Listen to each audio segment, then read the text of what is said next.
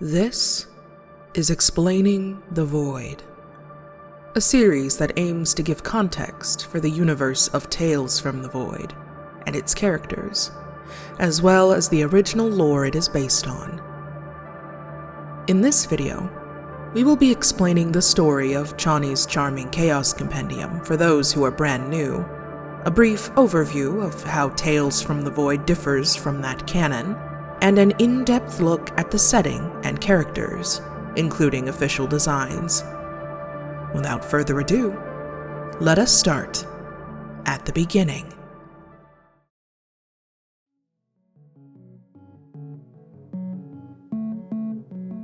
If you already know the Chonny's Charming Chaos Compendium storyline, you can skip to this timestamp.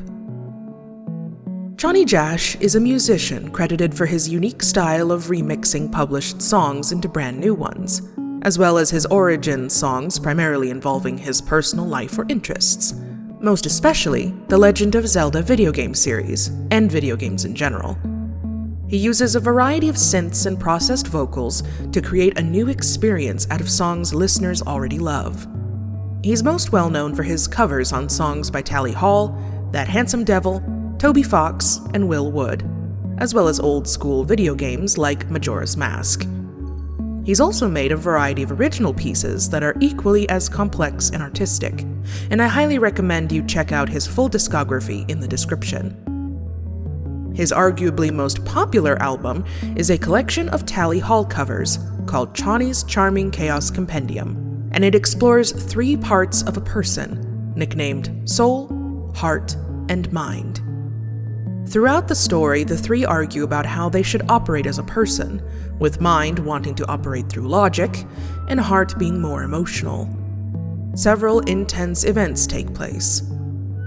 The Juno event, the most common fan name for the incident, where Heart tries to shoot Mind for a variety of interpretable reasons. Apathy imprisonment, where Heart is punished for his crime and often interpreted to have been tortured by Mind.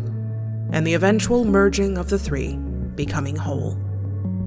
I won't spoil the whole story, so I highly encourage you to listen through the whole album and watch Wet Blanket's analysis. Links to both of those are in the description.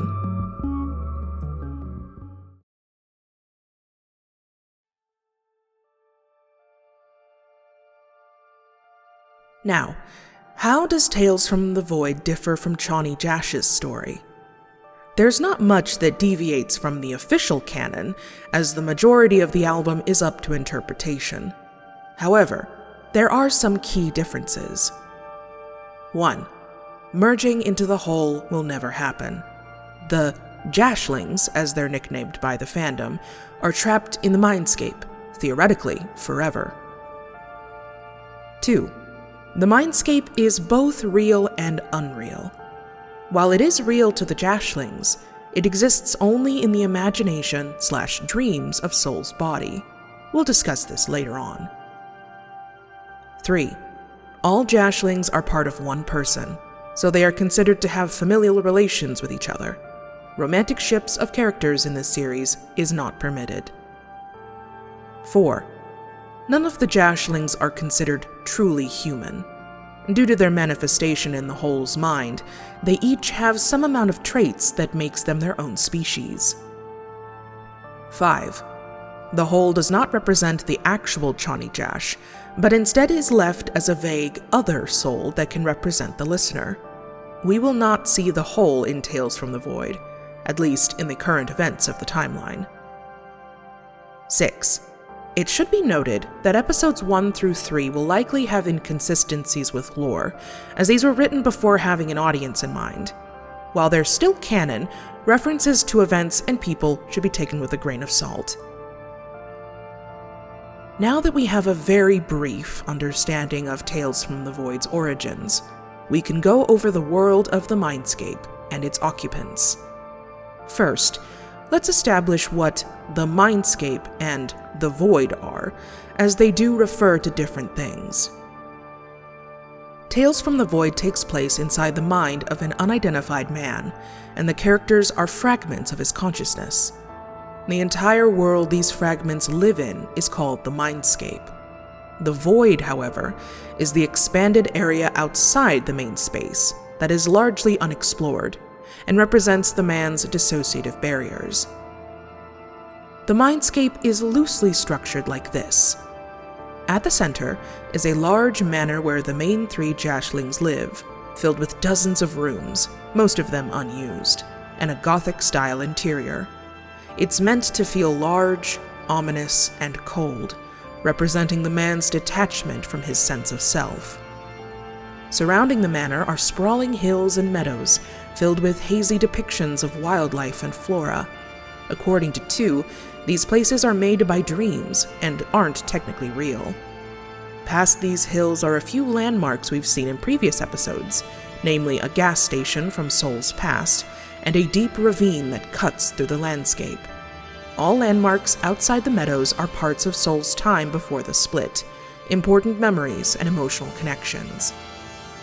The ravine, however, leads me to discussing the void. While I can't fully explain it, as that would spoil future episodes, you need to understand that everyone has parts of themselves they want to hide, parts they're ashamed of. That is what occupies the void. That which Soul is too ashamed to admit is part of him.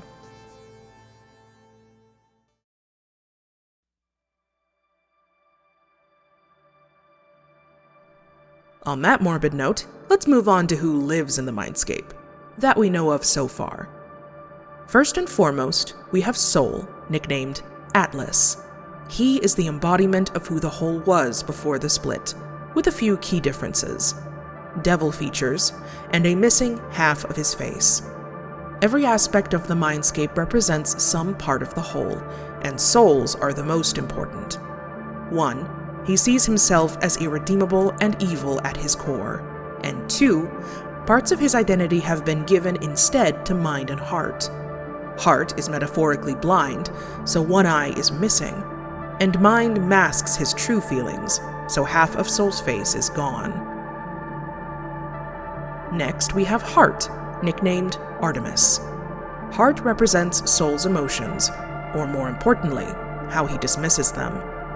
Heart's blindfold is metaphorical, showing how Soul turns a blind eye to how he feels. Heart's wings represent Soul's flight response, wanting to run away at the first sign of danger. Heart used to be very confrontational and open about his feelings, but after apathy, he's learned to push them aside to protect his brothers. The final of the trio is Mind, nicknamed Apollo. Mind represents Soul's logic and reasoning, and thus has manifested into a robot form. While he does still have organs and blood, Mind fully functions like a computer and is made out of metal. He uses a voice modulator to sound like a robot, but his real voice sounds very similar to Heart and Soul's.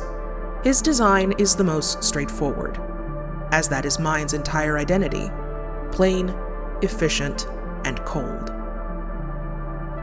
The last character we'll cover is Soul 2, nicknamed just 2. 2 is the most confusing of the characters introduced so far, and that is for a reason. No one knows where 2 came from. Yes, they are supposedly a carbon copy of Soul, but they seem to have abilities within the Mindscape that no one else has, and they claim to be able to leave the Mindscape. They have 3 horns instead of 2, holographic wings that buzz like an insect's.